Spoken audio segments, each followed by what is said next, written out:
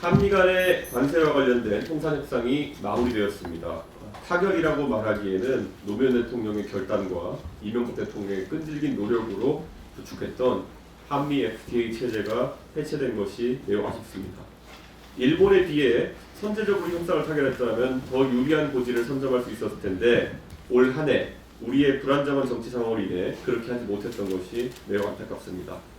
지난 7월 제가 국회 방문단의 일원으로서 미 의회와 미국 조지아주 현대자동차 생산 거점 등을 방문하여 확인했던 바는 우리 기업들이 관세에 상당한 압박을 받고 있는 상황 속에서 협상력이 제한적일 수밖에 없다는 현실이었습니다. 철강 분야의 지속적인 고유 관세 부과나 일본과의 관세 격차를 유지를 지켜내지 못한 것은 우리의 뼈아픈 부분이지만 우리의 핵심 수출 품목인 자동차와 반도체에 대한 관세 인하는 최근 우리가 겪어온 구조적 불확실성을 상당 부분 해소할 수 있는 성과로 평가됩니다. 다만 몇 가지 우려 사항들을 냉정하게 점검할 필요가 있습니다. 첫째, GDP 대비 투자 부담 측면에서는 일본이 약 14%인데 비해 우리는 약 20% 수준입니다. 절대 금액은 일본이 더 크지만 경제 규모 대비로는 우리의 재정적 부담이 상대적으로 과중합니다. 연간 200억 달러 상한 설정으로 외환시장 충격을 완화했다고 하나 10년에 걸친 장기 투자 약속은 향후 정부들의 정책적 재량권을 실질적으로 제약하게 될 것입니다. 둘째로 관세율이 15%로 조정되었으나 산업통상부 추산에 따르면 이로 인한 연간 대미 수출 감소 규모가 약 18조 원에 달할 것으로 예상됩니다.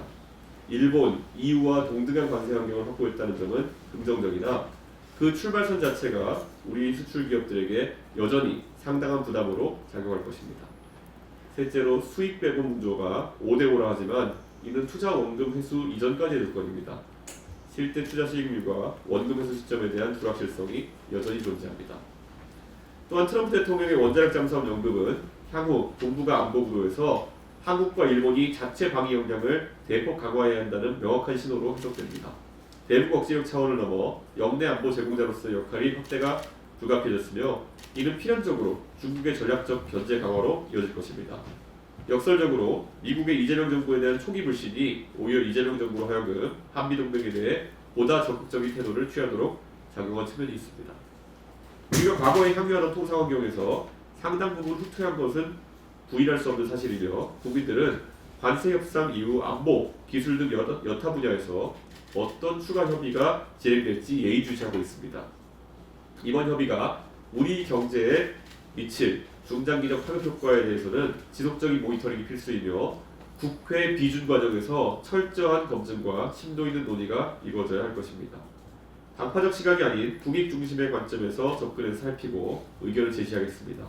어려운 협상을 이끈 외교당국과 실무 협상단의 고생에 경의를 표하며 높은 관세 부담 속에서도 묵묵히 견뎌온 현대자동차와 그를 비롯한 수출 기업들에게도 깊은 감사와 응원을 보내겠습니다. 마지막으로 이번 협상 타결을 계기로 보수 진영에서 계속되고 있는 트럼프 윤석열 구출론, 모스탄 음모론, 미국의 부정선거 개입설 같은 근거 없는 주장들이 정리되어야 합니다. 보수가 국민의 신뢰를 회복하기 위해서는 안보관, 경제관, 교육관 등 핵심 정책 영역에서 근본적인 전환이 필요합니다. 그런데 그러한 혁신에 투입되어야 할 지적 역량이 음모론에 소진되고 일부 선동가들에 의해 담론 수준이 계속 저하되고 있습니다.